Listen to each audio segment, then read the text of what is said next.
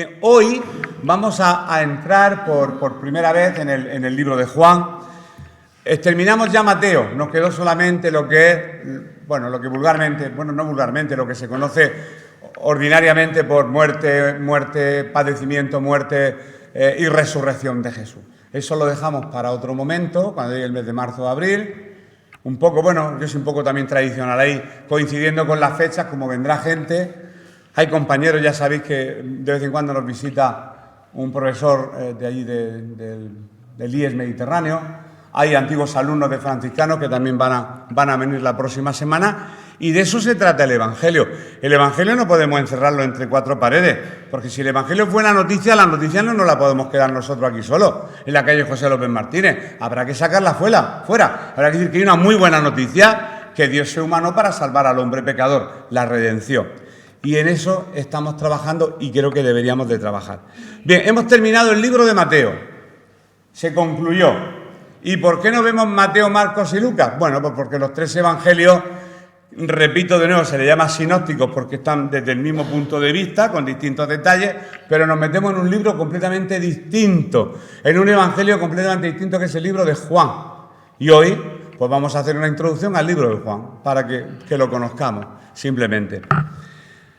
Mucha gente dirá, yo llevo tanto tiempo Bien, está bien, en los años que lleves convertido. Otros quizás sean más nuevos, otros estén recién bautizados, otros quizás, están viniendo de visita y están escuchando. Y yo creo que una forma sistemática de enseñar la Escritura es algo personal. Si me equivoco, pues puedo rectificar.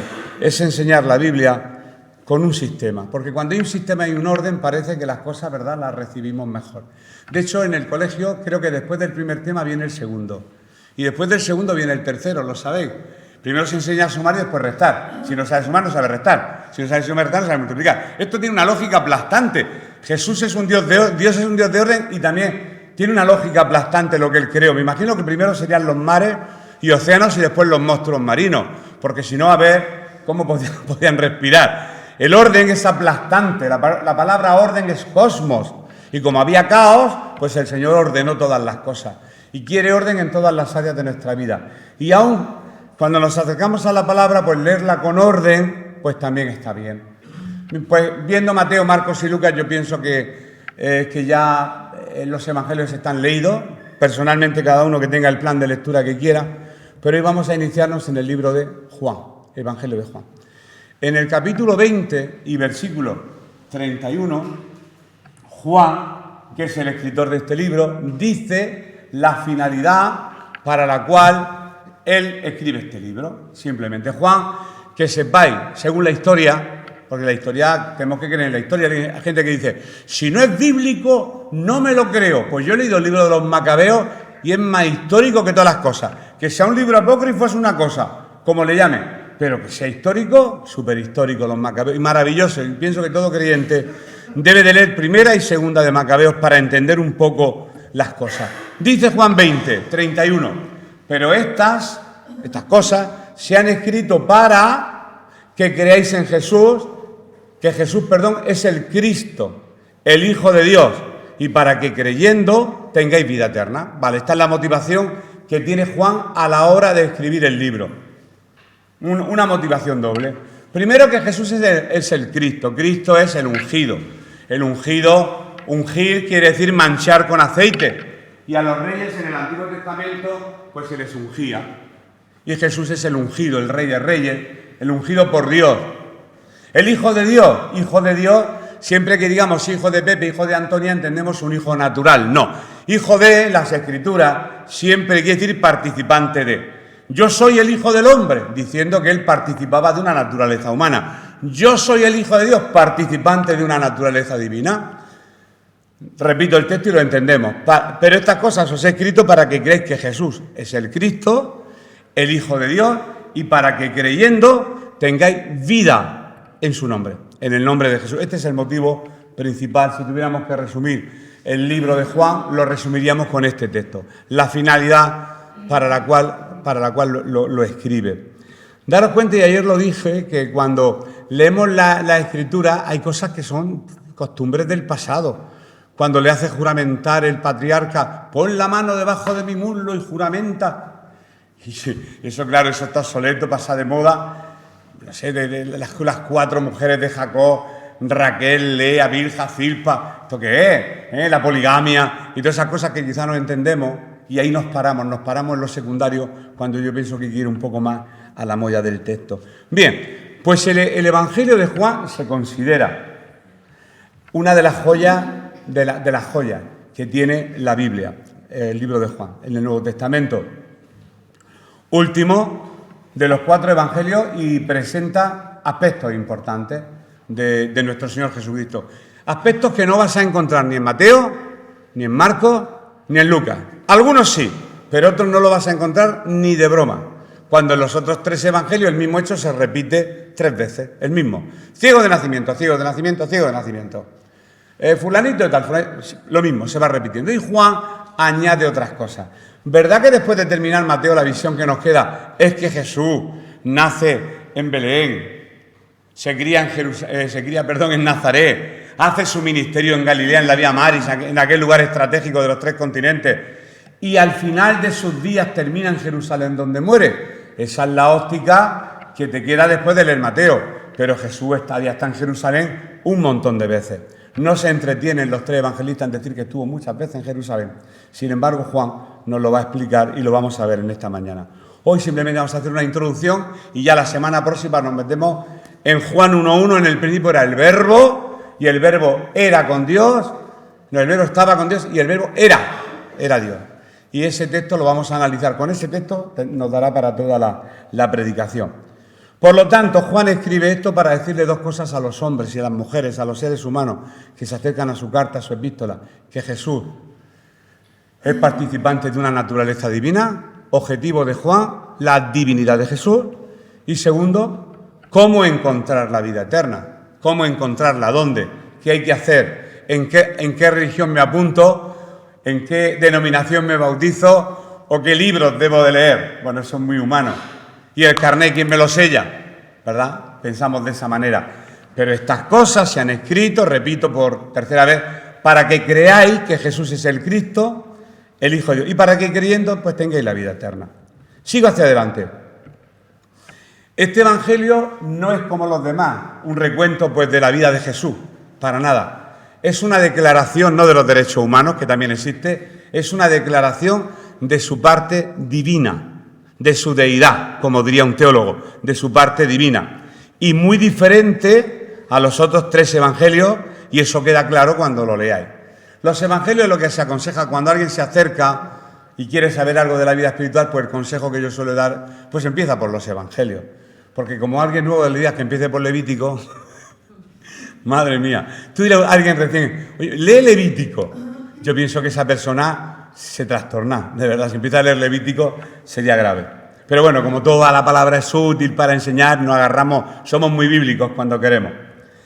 Mientras que los primeros 3 evangelios, Mateo, Marcos y Lucas, presentan con algunas diferencias los mismos acontecimientos, los mismos de la vida de Jesús, por eso se le llama, repito, sinópticos. Quiere decir, vistos en conjunto. Hay que verlos en conjunto los 3 y lees el mismo acontecimiento en los 3 y ya tienes todo tipo de detalles sobre un acontecimiento. Para eso están los 3 evangelios, para ver acontecimientos en la vida de Jesús. Sin embargo, Juan, en este evangelio, que hay 2 fechas, datar un libro es muy difícil. Unos dicen que fue entre el año 50 y 70, otros que en el año 85, da igual, en el primer siglo. De hecho, uno de los manuscritos encontrados allá por el sur de Israel, en Qumran, creo que es el tema que estamos viendo ahora en los institutos, aparecieron algunos fragmentos. Es que el tema de los fragmentos lo tocaremos otro día. Y uno de los fragmentos de Juan sí aparece. Y parece ser que data, bueno, por las pruebas científicas y demás, que es un escrito del siglo I. El Evangelio está muy, muy recortado. Lo único que aparece en su integridad en la cueva número 9 es el libro de Isaías completo, desde el capítulo 1 al 66. Creo que son 66. Aunque antes no se dividían ni por capítulos ni por versículos. Eso ha sido por nuestra comodidad. Para a la hora de buscar un texto lo encontráramos antes. Pero nunca se le han puesto ni números, ni letras, ni nada. Al contrario, ellos tenían la cábala que sumaban letras y de ahí sacaban un montón de cosas. Bien, pues Juan se dedica a relatar cosas que no cuentan sus compañeros Mateo, Marcos y Lucas. Por ejemplo, pues Mateo, Marcos y Lucas cuentan la vida de Jesús a través de Galilea, donde está el mar, y que llega a Jerusalén la última semana de su vida, lo que se ha llamado y se ha institucionalizado como la Semana Santa. La entrada triunfal de Jesús en Jerusalén. Por eso en Semana Santa, la primera procesión, le llaman en Cartagena la procesión de la burrica, porque se ve en uno de los tronos Jesús subió una burra, claro, porque entra en Jerusalén, y ya en el último la ascensión o resurrección. Y quizás ahí nos hemos quedado, pero tenemos que ir mucho más allá de la tradición y mucho más allá de lo que hemos escuchado. Un poco a lo que dice en este caso Juan, lo aclara muy bien. Eso lo dicen los tres evangelistas. Pero Juan lo que hace, enfoca el ministerio de Jesús en Judea, no en Galilea, haciendo referencia a ciertas ocasiones que él salió de Judea. Fijaros, los otros dicen, habla solo de Galilea y como excepción cuando salen de Galilea. Y que está siempre en Judea y algunas excepciones que salió de Judea. No es ninguna contradicción, se lee en su conjunto y se entiende perfectamente. Por ejemplo, estos textos no los vamos a buscar. En el capítulo 2 de Juan, pues habla de las bodas de Caná. La boda de Caná. Sale de Judea y se va a Canaán. No Canaán con N, sino sin N. Las bodas de Caná. Ahí donde empieza su ministerio, según los evangelistas, el primer milagro que hace por petición de su madre. Y después el maravilloso texto de Juan 4, que todo creyente creo que debemos de conocer, pero simplemente por compartirlo, no porque haya que memorizar nada.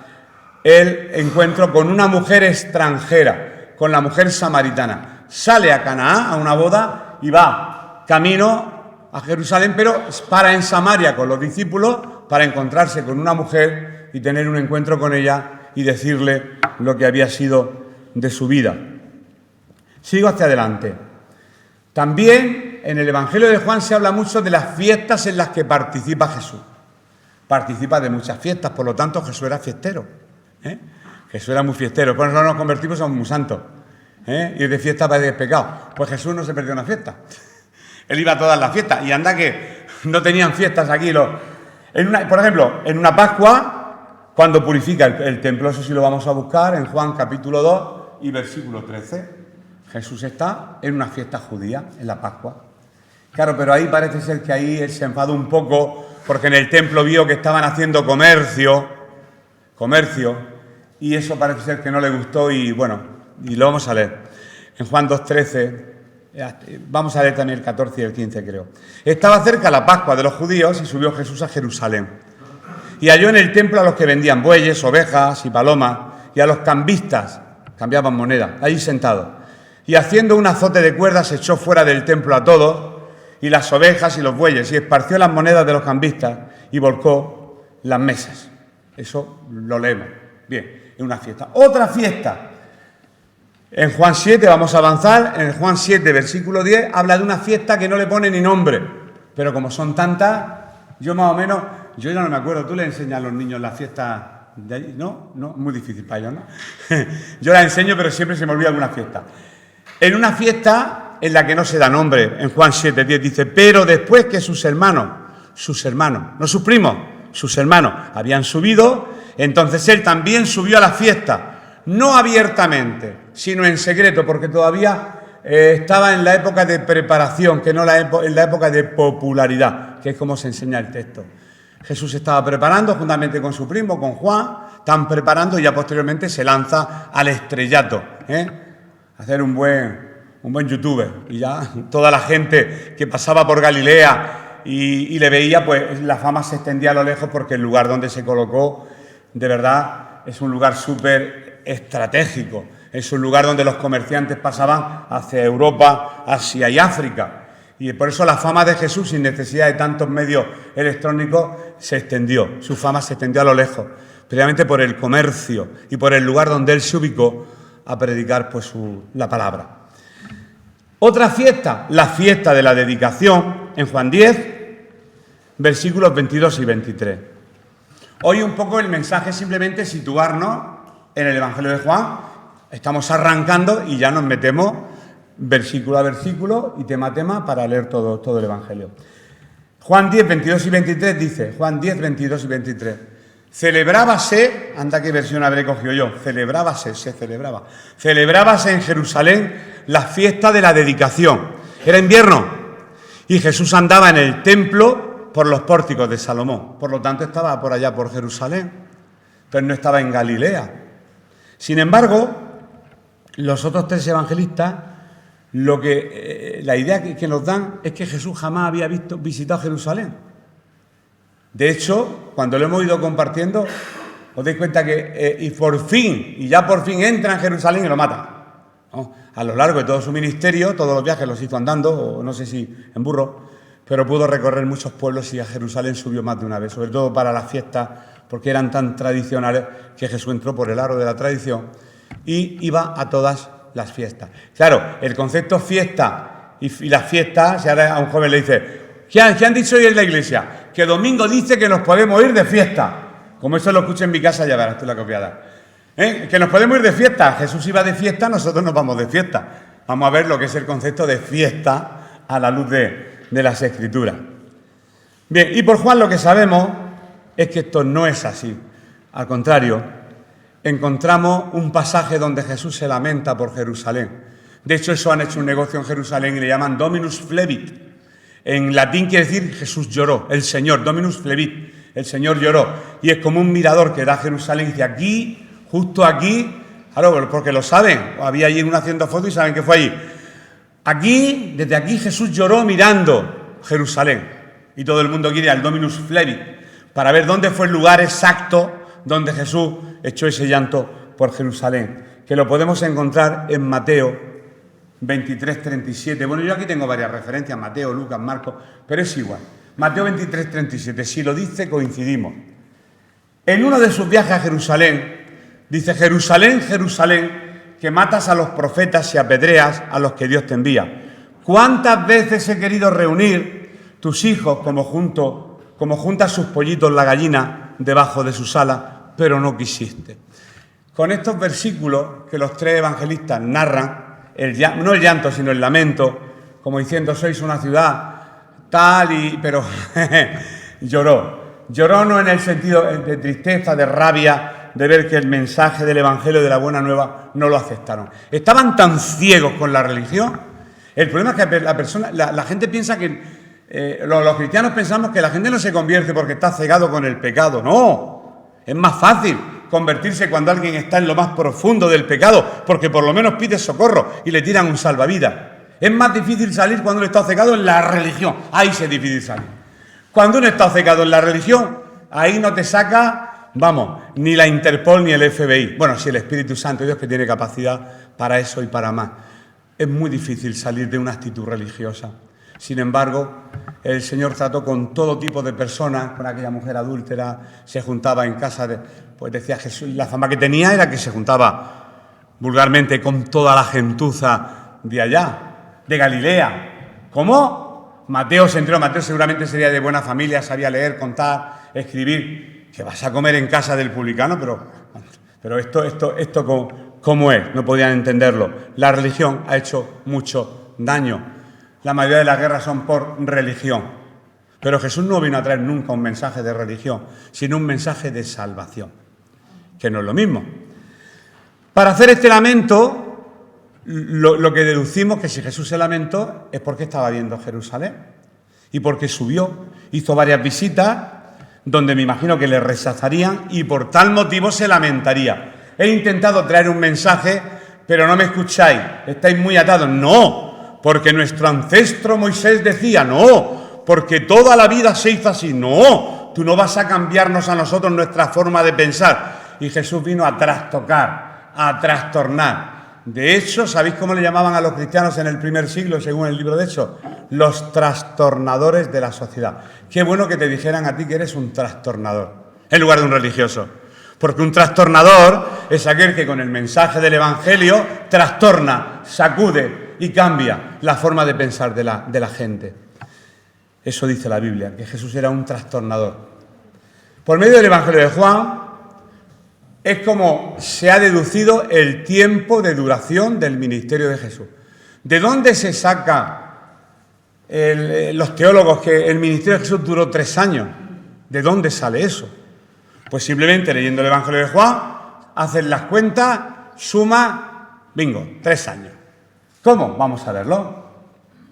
En Juan encontramos que Jesús celebró al menos 4 Pascuas. Y alguien podría decir, si Jesús celebra 4 Pascuas, tuvo 4 años de ministerio. No, porque yo tengo 66 años y voy a celebrar esta Navidad mi 67 Navidad. Si no lo entendéis, después lo explico. Esto es muy sencillo. Esto es como explicar los siglos. El año 1300, el siglo... ¿Qué siglo es? El 12. Hay que entenderlo, ¿eh? Si tú tienes 25, a lo mejor has celebrado 26 Navidades. ¿Cómo? Sí. 4 Pascuas son 3 años. Si queréis después a solas os lo puedo explicar, porque si no perdería mucho tiempo, pero es muy interesante. La de la purificación del templo, que es la que acabamos de leer, ¿eh? Esa no hace falta buscarla, la de Juan 2:3. La de purificación del templo. Eso ocurrió al principio de su ministerio. Y si es al principio de su ministerio, no había pasado todavía el año, estaba en el prólogo de su vida. Bien. He leído que estaba cerca la Pascua de los judíos y subió Jesús y halló a los cambistas en el templo y los echó de ahí. Después tenemos, en el capítulo 5 y versículo 1, hay otra Pascua. Se estaba celebrando una fiesta en Jerusalén. Aunque 5:1 no dice que era la Pascua, como no he querido poner todo el texto, al final te dice que sí que era otra Pascua. Después de estas cosas, había una fiesta de los judíos y subió Jesús a Jerusalén. He leído solamente en el versículo 1 del capítulo 5, pero si lees todo el contexto, es su segunda Pascua. Tercera, pues la vamos a leer en el capítulo 6, versículo 4. Juan 6, y se refiere a la ocasión de la multiplicación de los panes y los peces. Cuando se habla de la multiplicación de panes y peces, ya Jesús había vivido 3 Pascuas. La tercera Pascua era o Pesaj, como dicen los de allá. Juan 6:4. Y estaba cerca la Pascua, la fiesta de los judíos, dice Juan 6:4. Y la última no la vamos a leer. ¿Y cuál fue la última Pascua? La última Pascua. La última Pascua es cuando está a punto de morir. Oye, buscarme un lugar, un aposento alto, y allí nos vamos a reunir para celebrar mi despedida, porque yo ya voy a ser detenido, juzgado, torturado, muerto y resucitado. Ya le anuncia 4 Pascuas. Y bueno, si lo leí en el orden cronológico, en el libro de Juan, sabréis que el ministerio, hombre, cuando se dice 3 años, que son 36 meses, pueden ser 34, 38. Y el 12 de junio del año 32, no hay esas fechas tan exactas. De hecho, el calendario que tenemos no es real. Hay un error ahí de 5, 6 o 7 años. Hay un error, hay un error en el calendario. Aunque bueno, decimos, estamos en el año 2024 de la era cristiana, ¿vale? Así no cuentan así los musulmanes. Pedirle si vais alguno bueno, aquí ya nadie va al instituto, ¿verdad? ¿O sí? Le pedís a un chico marroquí una moneda, un dirham, que es la moneda de allá, de Marruecos, y veréis que el año que pone no es el 2024, porque ellos no cuentan desde el nacimiento de Jesús, cuentan desde la Égira, la huida de Mahoma, de Muhammad, no digan Mahoma a un musulmán, Muhammad, a la Meca, ¿vale? Con respeto hacia ellos porque no les gusta que se les diga eso. Por lo tanto, podemos sacar de aquí de que Jesús, su ministerio duró 3 años. Y la última Pascua, no hace falta que la busquen, la de Juan 12:1, que dice, estaba cerca la Pascua y Jesús se reúne con sus discípulos y es cuando ya se despide. Por lo tanto, el cálculo está claro, el ministerio de Jesús dura 3 años. Simplemente lo que estoy haciendo alusión al libro, el contenido del libro, el propósito del libro, su contenido, qué pretende Juan al escribirlo, qué cuenta este libro que no cuenta los otros, y así abriros un poco la mente para continuar la próxima semana. ¿Qué es lo que narran los libros? Algo que nos gusta mucho, Mateo, Marcos y Lucas, los milagros, las parábolas, y eso ha trascendido 21 siglos después, y sí, hay creyentes y creyentes, ¿no? Cada uno, pues yo he sido un creyente emocional toda la vida y todavía me queda algún ramalazo de emoción, y parece ser de que nos acerca a Dios los milagros. Mañana culto de milagros. Viene fulanito a llevar un culto de milagros y culto de sanidad. ¡Oh! Y vamos en masa porque parece que queremos ver para creer. Si yo veo un milagro, creería. Pues no. No, ¿qué va? Nadie se convierte por ver milagros. ¿Qué va? Eso está más que demostrado. Anda que cuando Jesús resucitó a su amigo Lázaro allá en Betania con María y Marta, ¿cuántos vecinos no se asomarían a como decimos aquí en Cartagena, olisquear? Curiosear, una palabra muy cartagenera, vamos a usarla. Y todos los que vieron el acontecimiento, algunos, esto es un truco de magia, le ha dicho que se coloque, lo ha liado, le ha dicho sal fuera, ha salido un buen espectáculo. Simplemente es un buen espectáculo, pero realmente este no es el Hijo de Dios. Este es un usurpador, un mentiroso. Bien, pues Mateo, Marcos y Lucas hablan de milagros y parábola. La parábola es un género literario, los jóvenes lo estudian con otro nombre. Ellos estudian la metonimia, la personificación, la prosopopeya, y cuando hablan de esto hablan de metáforas. Hablan de metáforas. Aunque la parábola hablan de fábula. La fábula es un cuento donde los personajes son animalitos y al final moraleja, la liebre y la tortuga. Eso es una fábula. Pues Jesús contaba como cuentecillos de este tipo, de forma muy sencilla, porque estaba con gente muy sencilla.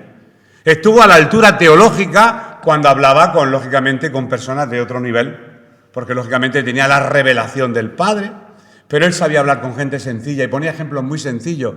El reino de Dios semejante, ¿verdad?, a un hombre que coge una masica de pan y la leuda, cosas típicas de la época, hacer pan, el campo. Un hombre salió a sembrar la semilla, el campo, la tierra. Ejemplos muy sencillos y muy acorde con los oficios de la época. Bien, pues mientras que Mateo, Marcos y Lucas se centran en milagros y milagros y milagros y parábolas de Jesús, Juan solamente nos narra 7 milagros. No es lo importante para Juan los milagros. Y los discursos no son tan sencillos como los que da Jesús en estos evangelios, sino que son discursos llenos de teología. De hecho, preparando el tema de la semana que viene, mamma mía, digo yo, hacía tiempo que no estudiaba tanto que para explicar Juan 1.1. Es increíble, lo leemos de corrido, pero se tiene mucha profundidad. Por ello se nos dice que los primeros 3 evangelios se les llama sinópticos y al último se llama un libro teológico.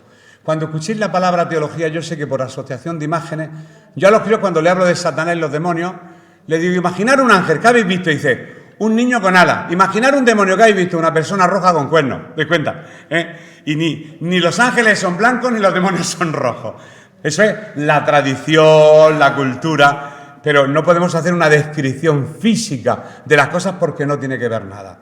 Por eso es muy importante que entendamos no las escrituras, sino entender un poco el mensaje de Jesús. Por eso, el libro que vamos a estudiar es un libro que se puede definir como teológico. ¿Qué quiere decir teología? Lo sabéis. La ciencia, logos, la ciencia, la razón, la ciencia que nos habla de Dios. Yo, sinceramente, no creo en la teología. Algunos miran, yo no creo en la teología. Porque la teología, el hombre de vez en cuando, como hay muchas teologías y muchos libros y muchos credos de lo que hablamos, ese es el problema. Que queremos hacer un Dios a nuestra medida. Hay una imagen que me hubiera gustado proyectarla que se ve una caja donde pone en inglés teología. Y 4 o 5 personas empujando a Dios para meterlo justo en esa caja. Pero después cada uno tenemos nuestra teología y nuestra forma de ver las cosas. Y sobre un mismo punto hay 18.000 vertientes. A Dios no se le puede encasillar en una teología. Pero bueno, aquí se le dice que el libro de Juan es un libro teológico porque habla más de la doctrina de la divinidad de Jesús, simplemente. Cosas que aparecen en este libro que no aparecen en otros. La boda de Caná, la historia de la mujer samaritana, la maravillosa conversación de Jesús con Nicodemo. Esto no tiene desperdicio, lo veremos. La conversación de Jesús con un religioso que se tiene que ir de noche para evitar que lo vean. Yo conozco gente que ha venido a escondidas a la iglesia para que no lo vieran. Oye, bautízame, pero no me hagas fotos, no sea que se entere la gente. Pero ¿cómo nos vamos a avergonzar del Evangelio si es poder de Dios para todos?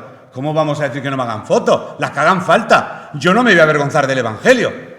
Todo a escondidas, no sea que se entere mi padre, mi madre, mi mujer, mi marido, me diga, me riña.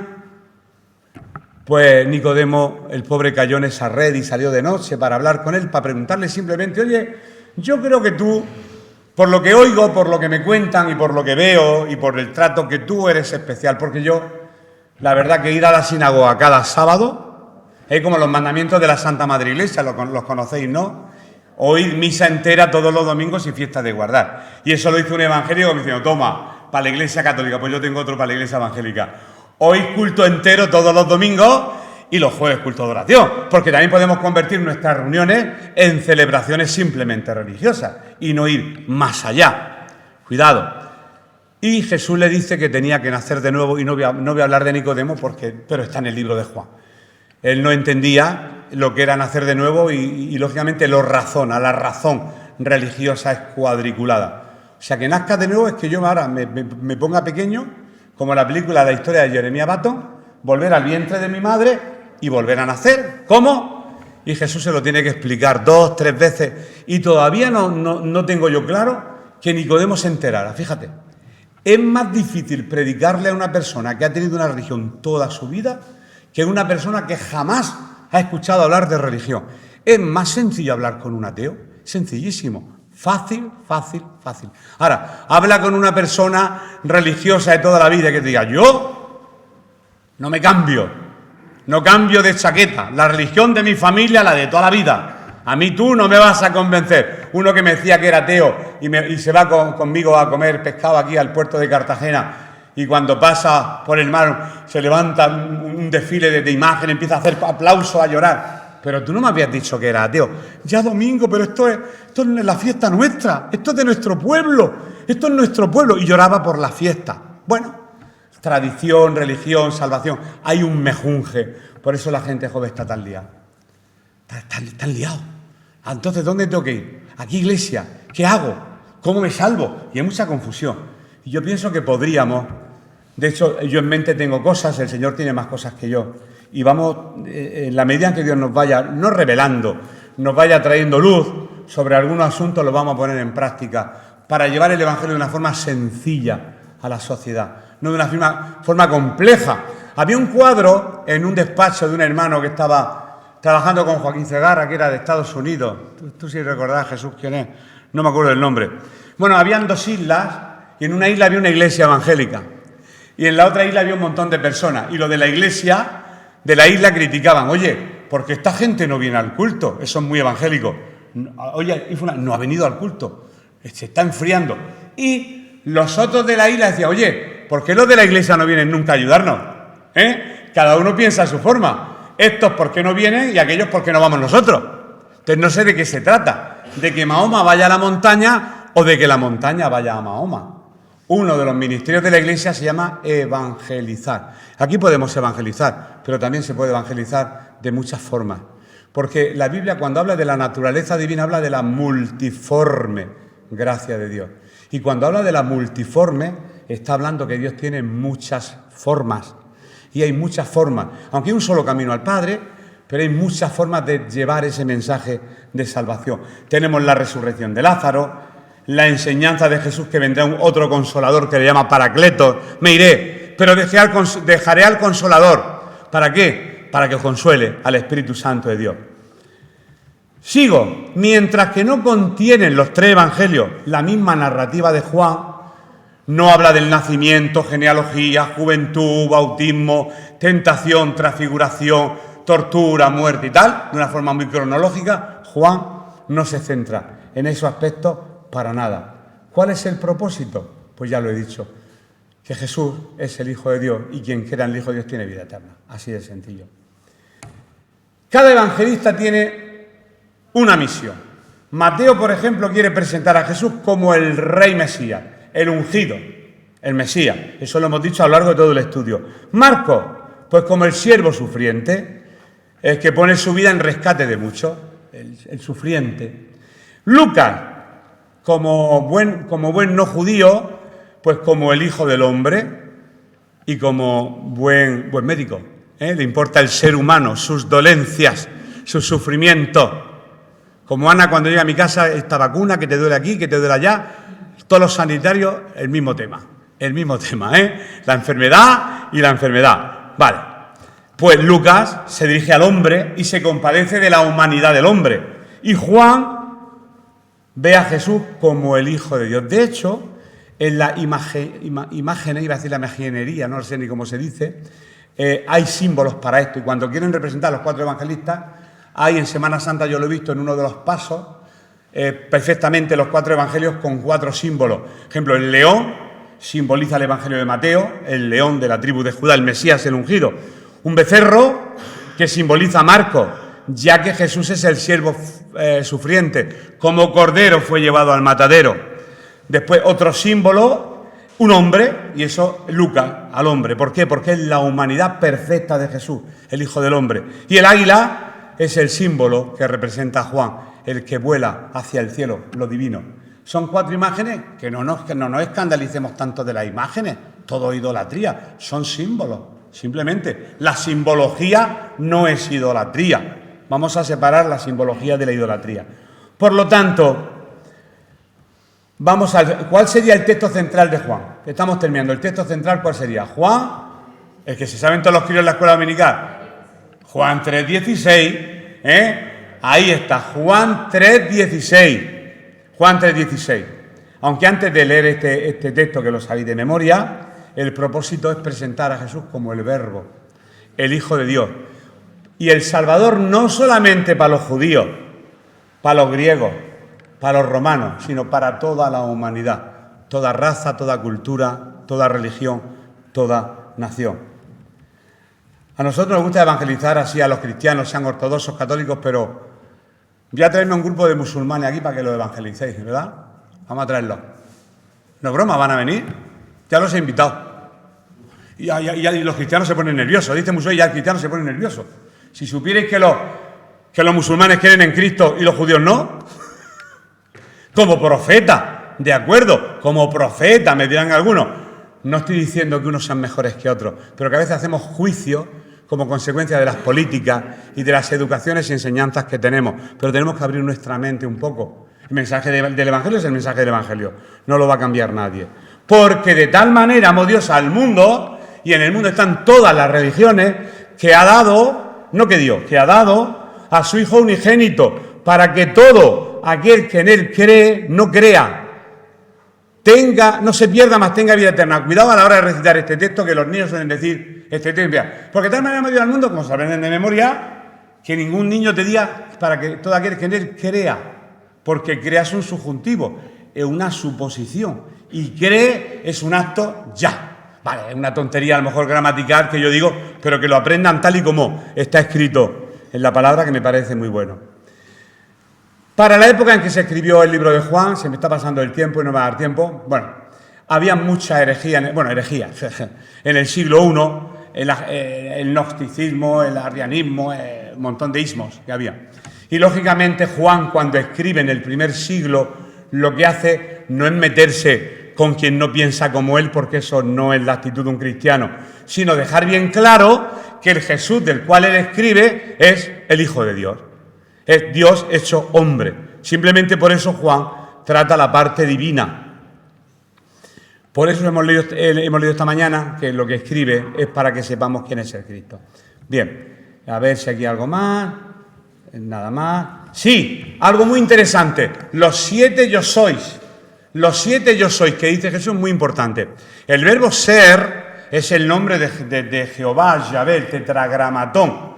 Esas 4 letras hebreas que se escriben de derecha a izquierda, sin vocales, que son 4 consonantes, que si las transcribimos al castellano JHWH y le colocamos una EOA y sale Jehová, le colocamos una E y sale Yahvé, es lo mismo, la misma traducción sobre la misma base, quiere decir literalmente el verbo ser en toda su conjugación. Si a un inglés le pregunta, ¿cuál es el verbo ser? El verbo to be.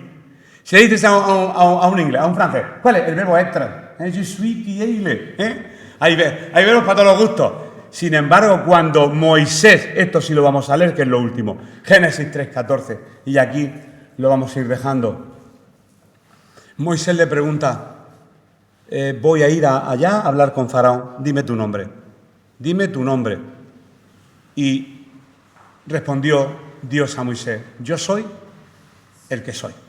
Ahí está describiendo, si lo leéis en el original hebreo, porque esto está en el Antiguo Testamento, aparece el tetragramatón. Tetra quiere decir 4, y gramatón 4 letras. Vamos, se llama tetragramatón y parece que estoy diciendo un cultivo, 4 letras. 4 letras que representan el nombre de Dios. Yo soy el que soy, dile, así dirás a los hijos de Israel. Yo soy, me envió a vosotros. Por ahí ha dicho, Pepe me envía Juan, me envía Antonio, no, me envía yo soy. Me envía Yahvé, me envía Jehová, me da exactamente igual. Y Jesús en el libro de Juan dice 7 veces el yo soy, yo soy, yo soy. ¿Dónde? No da tiempo. Yo soy el pan de vida. No busques nada. Juan 6:35. Yo soy la luz del mundo. Juan 8:12.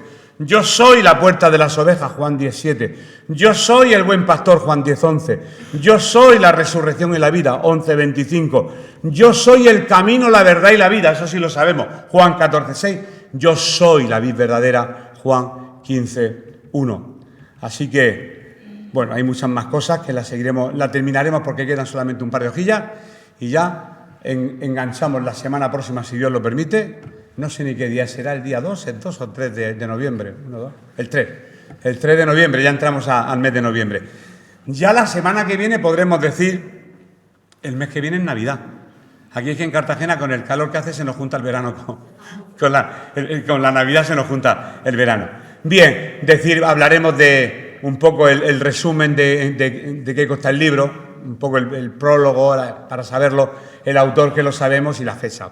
Pero eso, los 5 primeros minutos de la prédica y ya posteriormente arrancamos con Juan 1:1. Así que hasta aquí la palabra del Señor en esta mañana. Bien, damos gracias por este tiempo.